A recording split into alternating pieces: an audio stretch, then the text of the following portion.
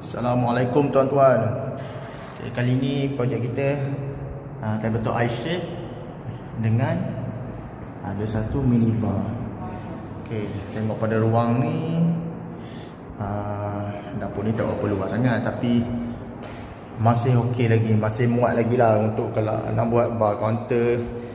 Bar counter yang kecil-kecil. Yang ni saiz dia 4 kaki, tinggi 40 inci, lebar 2 kaki. Belakang ni kita nak bubuh peti. Sini peti.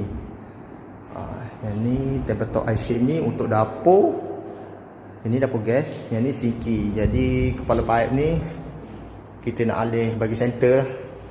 Yang point dia dari bawah. Jadi dia punya kepala pipe tu kita pakai yang jenis spiller, iaitu daripada bawah letak dekat sinki. Nanti pipe tu kita adjust daripada sini. Ni semua nanti kita akan hacking lah. Okay. Bajet masa untuk siapkan ni 2 hari. Semalam konkrit.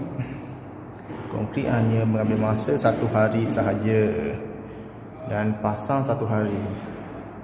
Kali ni design special, design MITERED, iaitu potong serong 45 darjah.